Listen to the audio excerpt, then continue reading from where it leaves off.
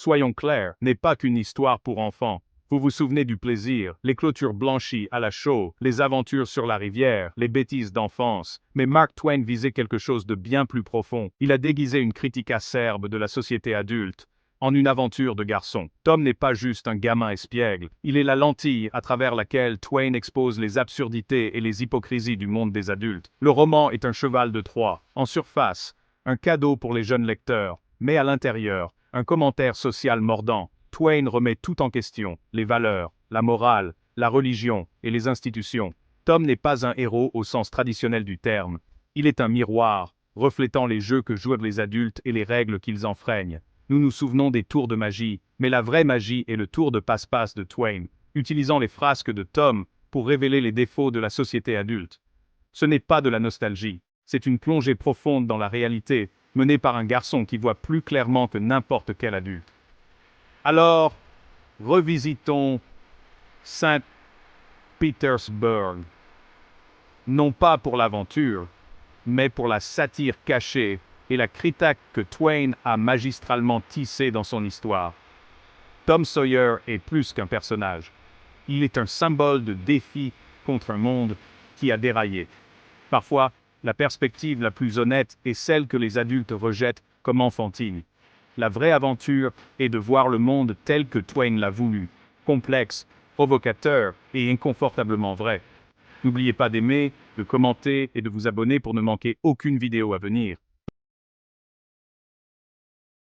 Saint-Pétersbourg ressemble à l'endroit parfait pour l'innocence de l'enfance, des journées ensoleillées, des clôtures blanches et une vie simple. Mais l'ironie de Twain est à l'œuvre. Sous le charme, le village est un microcosme de hiérarchie sociale, de morale rigide et d'hypocrisie.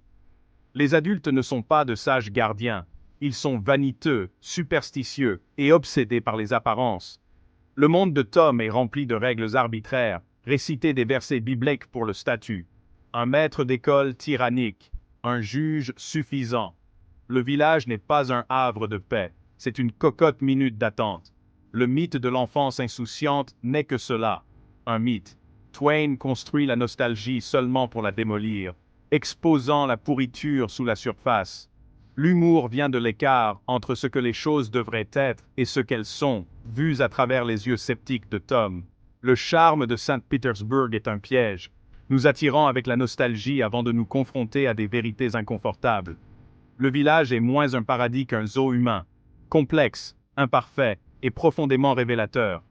Twain nous invite à regarder au-delà de la façade et à voir les vraies dynamiques en jeu. L'innocence est mise en scène, la réalité est bien plus désordonnée. À travers Tom, nous voyons l'absurdité que les adultes essaient de cacher. La beauté de la ville n'est que superficielle. Le Saint-Pétersbourg de Twain est une scène pour les folies de la société.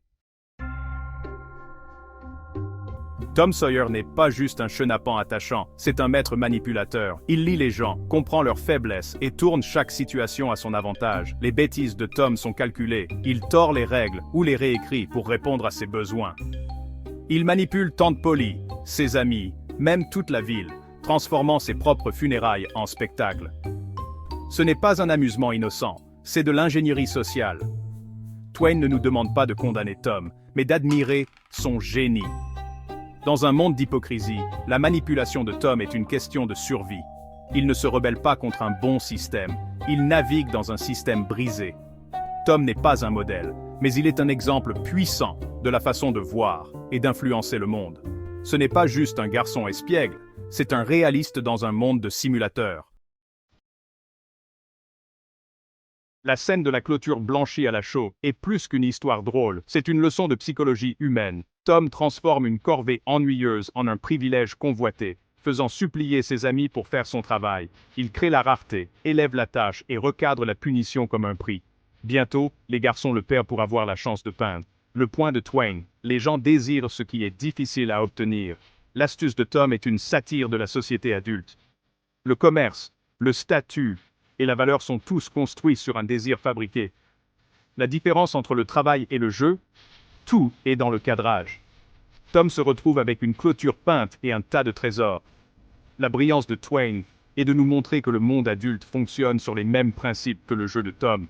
La clôture n'est pas juste une clôture, C'est un miroir de la façon dont nous sommes tous manipulés.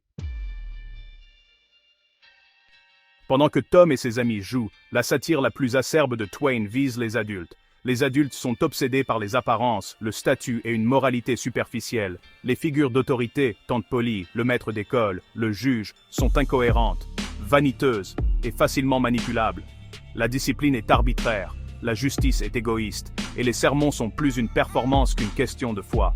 Le deuil public de la ville pour les garçons morts est un festival de fausses douleurs. Le prédicateur loue les mêmes garçons qu'il a condamnés une semaine auparavant. Twain expose l'hypocrisie des adultes en montrant leurs actions à travers les yeux de Tom. Leur monde est un jeu de réputation, pas de vraie vertu. Adultes et enfants jouent tous à des jeux. La différence est que les adultes prétendent que les leurs sont sérieux. Tom voit à travers la performance, et Twain aussi. Les vrais enfants dans le livre sont les adultes. Twain ne se moque pas seulement des individus, il cible les piliers de la société, la religion, l'éducation et la loi. L'Église est une obligation sociale, pas spirituelle. Les sermons sont si ennuyeux qu'un insecte et un chien volent la vedette. L'école est une question de mémorisation par cœur et d'affichage public, pas d'apprentissage. L'autorité du maître d'école est basée sur la peur, pas sur le respect. Le désintérêt de Tom pour l'école est de l'intelligence, pas de la paresse.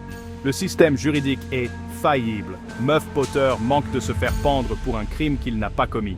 La justice dépend du courage de Tom, pas de l'intégrité du système. Ces institutions exigent la conformité, mais offrent peu de valeur réelle. Le message de Twain, les systèmes censés nous guider sont souvent brisés. Tom survit en voyant à travers leur vide. La vraie leçon est de questionner les institutions, et non de leur faire aveuglément confiance. Dans un monde d'hypocrisie et de règles arbitraires, la rébellion de Tom est rationnelle. Ses aventures ne sont pas juste amusantes, c'est une façon de créer un monde qu'il peut contrôler. S'enfuir sur l'île de Jackson n'est pas seulement un jeu, c'est une évasion d'une société oppressive. Le monde alternatif de Tom avec ses amis est plus réel que la fausse moralité de Saint-Pétersbourg. Il rejette les valeurs superficielles de la ville pour une loyauté et un courage authentique. Tom ressent une vraie culpabilité pour Muff Potter, se risquant à faire ce qui est juste. Sa moralité est authentique, non performative. Tom n'est pas le problème, il est l'antidote à l'hypocrisie. Il refuse de jouer selon des règles stupides, voyant le monde tel qu'il est. Sa soi-disant immaturité est en fait de la sagesse. La rébellion de Tom est une recherche d'honnêteté dans un monde de prétention.